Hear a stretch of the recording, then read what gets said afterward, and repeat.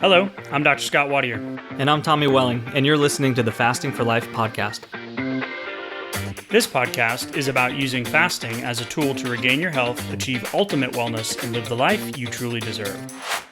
Each episode is a short conversation on a single topic with immediate actionable steps. We cover everything from fat loss and health and wellness to the science of lifestyle design.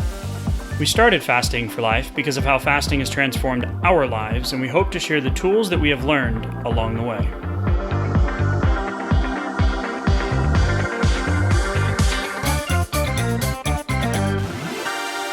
Hey everybody, welcome to the Fasting for Life podcast. My name is Dr. Scott, and I'm here with my friend and colleague, Tommy Welling. How are you doing today, sir? Hey, I'm doing great, Scott. How are you?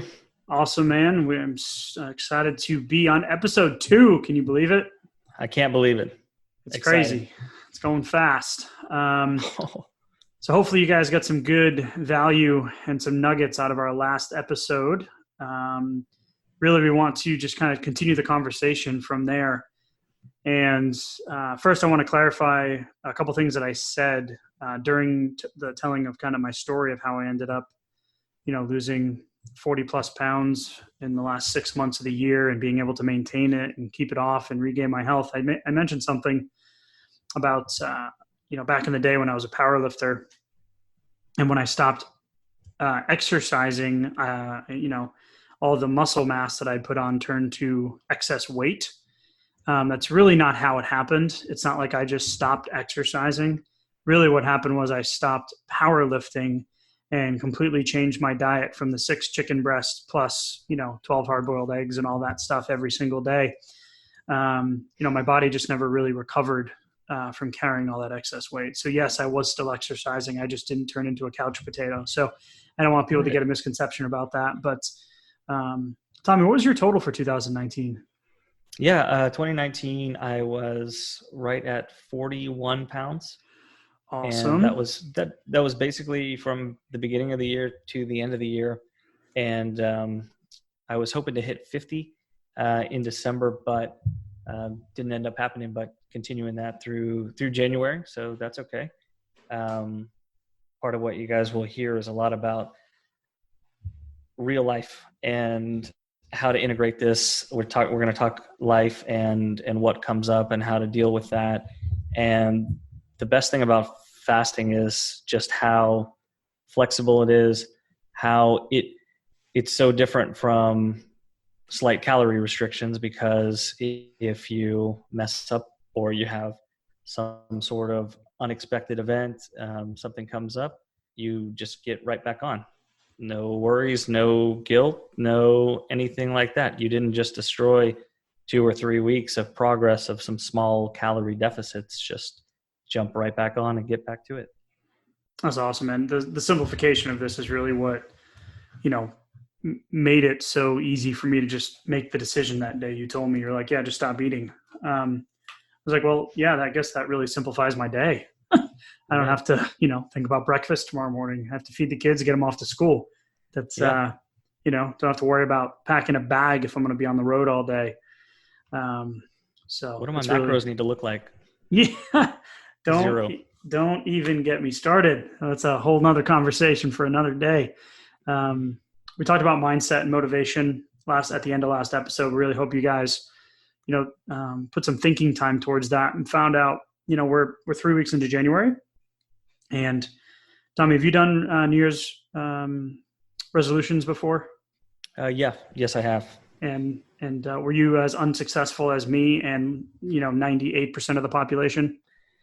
Yeah, a lot of goals had to be repeated the next year, or potentially just tossed out in general, and it usually happened pretty early on in the year.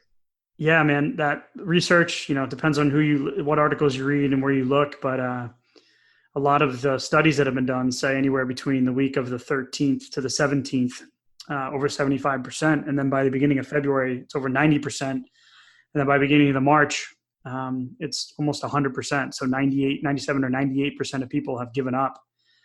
Wow. Yeah, and then you just start the cycle over. So you talking about that right off the bat today, resonated with me, and, we've been doing this and know a lot about it. So it's crazy. Those little tidbits just keep coming up. Yeah, and that's kind of where this got started for me last year. Was thinking about those things in January and then February, and then having some frustrating time, and then finding fasting and then working to integrate it into my own life. And it was mind-boggling because it was just so freeing from everything that I'd done in the past. And so it's really almost hard to describe. You just kind of have to jump in. I forget about that. I had started being really strict in January again. And then come May, I was doing everything right. And the scale started ticking up again. So I restricted more. And guess what? It stopped working. So just crazy to think back. I mean, it seems so long ago. It's amazing. One person that I have been helping through this, as I know you've been helping some people on the side too, is this woman that I've been coaching. She started in September, and she saw me in the clinic, and she was like, where are you? She's like, what are you doing? You look great. Like, you see someone, and you've told me stories of this too with you, is like when you see someone, they're like what happened to you?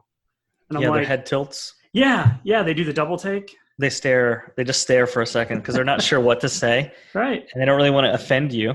Right. Be like, but you're missing. Part of you is missing. Yeah. Did you have a surgery? Are you ill? Like, what did you do? So this woman just saw me, and then I told her about the Obesity Code by Dr. Fung, and how the book has 45 pages of endnotes and footnotes and research in it, and how I started diving into it. And she knew me and my family, and she's like, you know what? I'm just going to start doing this. So I told her to, just start fasting. And I said, just eat one meal a day, which is, we'll talk about in a minute. The acronym for that is OMAD, but just eat one meal a day. So she started doing it, and now she's over 100 fasts in. So she does, one meal a day most days. She's last time I checked, she was up over 45 pounds lost.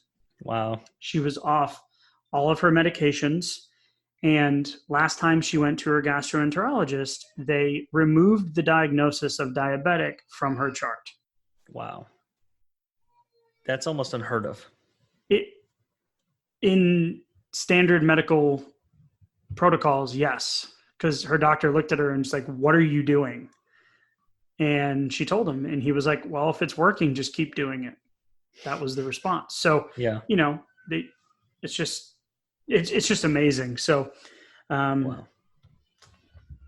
One of the things that we joke around about a lot is, one of the first rules of fasting for life is don't talk about fasting. Because what do you typically hear, Tommy, when you tell people that you don't usually interact with, or, don't really know you well, when you tell them what you're doing? Well, it's kind of like the doctor that you described, where they're not really sure what to say a little bit. Like you said, well, if it's working, I guess keep doing it.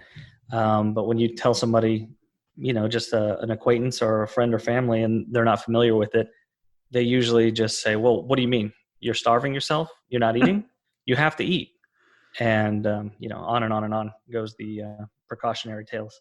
Well, you had a really interesting way of framing it, because nobody wants to be, Aunt Sally or Cousin Ray, or, the person at the holiday party that's like, yeah, I'm vegan now. And, I read this book on eat right for your blood type. And, I decided that vegan was right for me, or, I'm keto now. So, I'm doing this, and I've lost a bunch of weight, and, I carry around packets of cheese in my pocket. Like, right. You don't want to be that person that's telling, the whole life story. It's more of like hey, yes, I've been doing this. I'm getting my health back. Yeah, I have lost some weight. Thanks for noticing. But you have a really cool way of framing it. And every time you say it to me, I'm like, oh yeah, I got to remember that. Well, I think the eating window, I think when you frame it as, well, I'm just eating during a shorter window, because people get worried when they think you're not eating anything, but that's not how this goes. Of course you're going to eat. Even if you're doing a longer fast, you're going to eat eventually. But when you describe it as an eating window, hey, I only eat during, this hour of the day, or these few hours of the day, or I eat one meal a day. I do the OMAD. That makes sense. And people have a lot less concern about it. They're more open to hearing, the details, and they're a little bit more excited. But overall, I just don't like having to justify what I'm doing. you do that throughout the day, it starts to wear on you a little bit, especially when you're new to something like this. So if you're just getting started, we recommend follow the first rule of fasting for life. Don't talk about fasting, at least not to too many people all at the same time. Yeah. Use us as your accountability. If you don't have anybody, find somebody in your close inner circle that, maybe having some of the same issues that you're having in terms of your health and your weight, and, maybe even something as, severe as, long-term diabetes. But find someone that, is willing to do it with you, and keep it, keep it amongst yourselves. Obviously, if you're going to do anything in the realm of, diabetes and medications, make sure you talk to your healthcare provider, and make sure you go in with a clear picture of what you want to achieve, which is long-term health, rather than just managing the symptoms with meds. So Right. the second rule of fasting too is don't talk about fasting. We'll just throw that Absolutely. out there. I always forget the number. It's 300 and something days, to kind of talk about the thought process of, oh, wow, you're starving yourself, right? Like, you got to eat. Like, we're programmed to think that way. I can never remember how many days it was, the longest recorded fast. Like 380 something. 380. That's right. So it was almost 400 days, 382 days. I just Googled it real quick. And this person lost 270 plus pounds. He took a multivitamin, he drank water, and took electrolytes during that entire period. It was doctor monitored. He wasn't out somewhere in a shack in the middle of the woods doing it on his own. He was obviously obese, had a bunch of health issues, but he was able to do 382 days. So if he can do that, then any one of us that live in today's world here in the United States can handle, a few days at a time, which is, an extended fast, which we'll talk about in just a minute. So that should dispel the fear that you have to eat. Right. So when we look at our definition of fasting, there's something called a dry fast. And then our definition, dry fast to me is something I won't ever do. Outside of religious purposes, if that is something that you do, then please continue to do it. But for me personally, I'm always going to do water fasts. And then if you want to kind of expand on what we do throughout the day for those, those longer fasts, and then we can define kind of where we're at. Yeah. When we talk fasting, we are always doing a fast that includes water. It's going to include tea, coffee. That's going to be pretty much it. If you have a little bit of maybe a milk or something else like that you have to add to your coffee or tea, I'm not going to worry about it too much. I try to go easy on that stuff. Right. Black coffee is best. Black tea is best. I remember when you first told me, like, yeah, we use this organic coconut milk creamer. It's like 25 calories a tablespoon. I put like 2 tablespoons in my coffee. They're like, yeah, just keep it if that's what you're used to. And I'm like, wait, what? Like, I don't understand. What do you mean I can keep it? You're like, yeah, just keep it. It's fine. And I'm like, oh, okay. It's outside of your normal standard, like, diet protocols. Like, you have to be super strict and follow it, Right. Yes, you basically looked at me like, shouldn't I be torturing myself? Yeah. No. Yeah. Shouldn't this be harder? Okay. Yeah. Yeah. So lots of black coffee for me in the beginning. Some people subscribe to that. Some people don't. There's a lot of different ways to fast, and everybody's going to have their own little take on it. This is something that's worked really well for us. Some of the things you may hear with fasting, because we want to give you some actionable stuff to, take out of this episode and put into your day-to-day almost immediately, like we did once we figured out that this was something that was going to work for us. Terms like intermittent fasting, we talked about water fasting, which is where you drink just water. And then extended fasts, there's alternate day fasts, there's 1 meal a day, which is OMAD. I alluded to that or referenced that earlier, which is where you eat 1 meal a day. You just pick your favorite meal and every day when you're going to eat. So, Tommy, can you give us an example? What did you do? What does your typical intermittent fast look like? Or are you more on the extended fast? Since I still have some weight loss goals for myself, I really like the 36 to 48 hour window. It works well. I can usually do it a couple times in a week. doesn't mess up things like date night or like a weekend get together or something else like that. I just kind of rotate around those days as necessary. So that makes it pretty easy. And then Cool. you have other things you can do: windows, 2-hour windows, 4-hour windows. Just depends on what your goals are, and it's kind of trial and error, doing some of that and seeing what fits and what works well for you. Yeah, the extended can be anything over 24 hours, in my opinion. Alternate day means you eat every other day. So dinner on Monday night and then not dinner again or lunch again until that following Wednesday. That's alternate day. Intermittent is typically more common. People are more familiar with this, where you pick an eating window, like you mentioned, where you fast from 8 p.m. until noon the following day, and then you eat from noon to 8. A lot of people that are big into the workout world will do this also, because they're still worried about recovery and protein and muscle building, and that'll be a whole nother episode that we can talk about. There's research on both sides of that story, but intermittent fasting is you pick your window. So if you want to be more aggressive with your weight loss, pick a smaller window. Maybe do a 1 meal a day, eat between 6 and 8 at night, have dinner with the family, go to bed, wake up, have coffee, don't eat again until that next dinner or that next window, which would be 2 hours. If you want to start a little less aggressive, if you don't have as much weight to lose, or you're worried about long-term health or disease process or those types of things, you can pick just a standard intermittent fasting, which is that 16 hours of fasting and that 8 hours of eating. And this does not mean that you can eat whatever you want during that window. Absolutely. Calories still matter. So we want to create a simplified way to get you into a caloric deficit with the best effect on your insulin resistance over time. So, we don't want to go too deep into physiology, but when we talk about insulin and insulin resistance, people kind of get confused about insulin sensitivity versus insulin resistance. Yeah, I mean, these are things that are building up over time. They're accumulative. They are working against you and your weight loss efforts and your overall health, and they are getting worse over time. And this is why everyone seems to have a harder time getting those pounds off, like those holiday pounds, over the years. Like, oh, last year was a little bit easier, and the year before that was a little easier. Yeah, well, it's going to continue to go that way, generally because insulin resistance keeps going up year after year.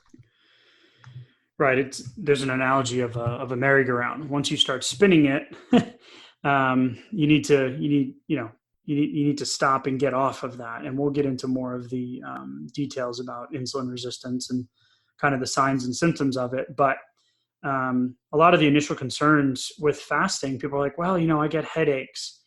My question to that is always, well, have you ever been hungover? And they say, yes. And I said, well, you had headaches. They said, yes. And I said, did it stop you from doing it the next time? And they say, no. And I said, okay, you survived. Or dehydration, or flying on airplanes, or, more physiological, things like changes in blood pressure, stress. Typically, it's not the severe hypoglycemia or the bottoming out of your blood sugar that's causing those headaches. A lot of the foods that we eat, certain things that have MSG in them can cause headaches. There's a lot of things that trigger headaches. So when you start to remove those things from your day-to-day life, your body's kind of going like, well, what in the heck? So headaches are okay. And if you get severe debilitating migraines, that's a different story, but don't push the eating window. If you can just do 18 hours, do 18 hours. You're going to see the changes. The scale's going to change. Your energy's going to increase, less brain fog. You're just going to feel better and see the results regardless. So really, this is more in the method category of trying to figure things out when it comes to fasting. So, your mindset and your motivation, where are you at? How ready are you to do this? What is your why behind it? But then in the method, like you had mentioned, you got to kind of really play with it a little bit and figure out what works for you. Yeah, you do. And I think it's basically akin to like when you start going to the gym and you go in there, work out hard, get really sore. Well, go back in the next time, I bet you're a little less sore than the last time and a little less the next time. So the body reacts the same way when you have those headaches, especially when they're basically involved with the insulin and the diuresis, getting rid of some of that excess water as your insulin levels start to come down. But we'll talk about more of that at another time. So Tommy just dropped the word diuresis. Diuresis means the water leaving your body. It is a normal process. The more water you drink in the beginning, you will feel that water leaving. Trust me, you will not live in the bathroom after doing this a day or two. Right. It does go away. It does get better. I drink a gallon of water a day, and I have plenty of time to still continue to live my life. but that's why that dry fast is just we're not fans of that. That right. People will do that for religious purposes, but outside of that, I think it's generally doing more harm than good if you're doing that for the long haul. So stay well hydrated, drink lots of water, lots of fluids, coffee, tea, water. So I want to tell a quick funny story today. I don't know if you've heard this. I don't think I've told you this yet. I just told my wife when she got home. I picked my parents up at the airport today. And then after this, we'll give you your action step, Tommy, if you want to wrap it up with the kind of an outline of what a plan for the next week would look like. Okay. You're really good at kind of outlining that and explaining it. That's, how you got me started on this process, but I was just kind of planning out my week for me. So we'll wrap it up with that. But I went to the airport to pick up my parents. They're coming in town to visit. And, they got up super early to fly down here. And then I picked them up and, you get to the airport and it's like rush. Everybody gets in the car.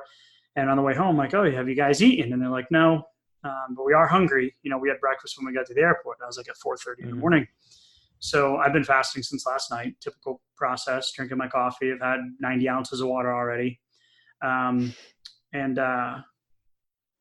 airport's an hour and a half there, hour and a half back. So we get back to the house and, we've got pretty clean. My wife eats really clean. We eat clean as a whole. So we have, gluten-free, organic, flourless breads, and we have, nitrate-free meats, and we make a lot of our food in our home. We do raw cheeses, organic when we can, based on, all of that kind of, that conversation about that stuff. So we had all this food. We went shopping and had all this food. And I said, Mom, Dad, you must be hungry. So I took out all the stuff from the fridge and they started making sandwiches. And my dad's old school. So they're making sandwiches and I'm watching him put on the replacement mayo, the Veganese. And he loves it because he comes here often enough to eat it. And we're just talking. My mom looks at me. She just looks up nonchalant. She's cut a tomato. And she goes, oh, are you doing that fasting thing today? And I was like, yes, Mom. She's like, oh, okay. I'm like, yeah, it's, I've lost 40 plus pounds and I'm going to eat dinner with you guys tonight. She's like, oh, okay. Yeah. So my dad keeps, doing his thing.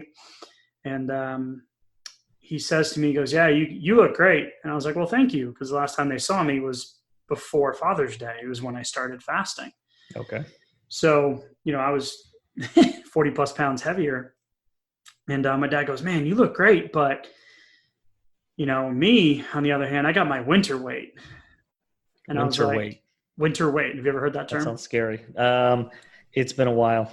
Yeah, right. So New England, Northeast upbringing, winter weight. Yeah. So apparently this is something that happens during the winter. And I looked at him, I said, so when does the winter weight go away? And he goes, oh, like he kind of just like stopped in his tracks. He's like, well, when I start doing more. I was like, well, when do you start doing more? He's like, well, when the weather gets nice. I was like, man, that's crazy. So the weatherman controls your weight gain and weight loss. And It was just like this moment of like, dang it, he got me.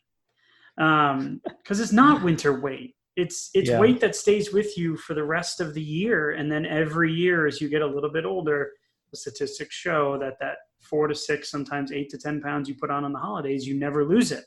So 4 or 6 of it reside with you from the year previous to the following year. So when he's here this week, he will be getting the breakdown, the fast start guide. He doesn't know how to do it on his phone, but I'm going to put him on the podcast so he can actually hear me telling this story about him. Great. So it should be good. So just kind of a different perspective change there. So if you want to kind of give us a plan on what everybody should be doing for this week. Yeah, and I want to hear what happens with your dad, how that goes while he's in town too. Oh, 100%. I'll probably be texting you about it. All right. So for next week, I want you guys to take a look and let's put some method to the madness here. Take a look at your week next week, decide which meals are most important to you. If there's some particular occasions that come up next week, or you decide, okay, well, it's lunch every day, or lunch is my favorite meal of the day, or is it dinner with the family, or I usually don't think of breakfast as the best meal of the day, but everybody's arrangement is kind of different. But choose your favorite meal, any special occasions, and then choose an eating window. Are you okay with a 1 hour or 2 hour or 4 hour window?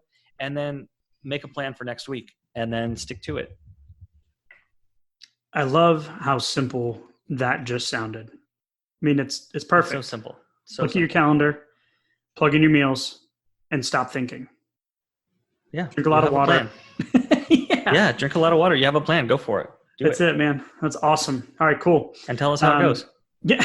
There you go. Yeah. Absolutely. Facebook page is rounding out, so we're getting that together. Updating all the information. Putting more communication opportunity for communication, messaging. We're going to start putting up posts. The challenge is still coming. We're rounding out the details on that. But go to our website, thefastingforlife.com. Get your Fast Start Guide. Sign up to our newsletter. It'll keep you in the loop on what we're doing and where we're taking this thing. And I'm just really blessed to have everybody on this journey with us. Yeah, absolutely. It's going to be awesome. Tommy. Love it. Great work. And we'll talk soon. Yeah. See ya. So you've heard today's episode and you may be wondering, where do I start? Head on over to thefastingforlife.com and sign up for our newsletter, where you'll receive fasting tips and strategies to maximize results and fit fasting into your day-to-day life.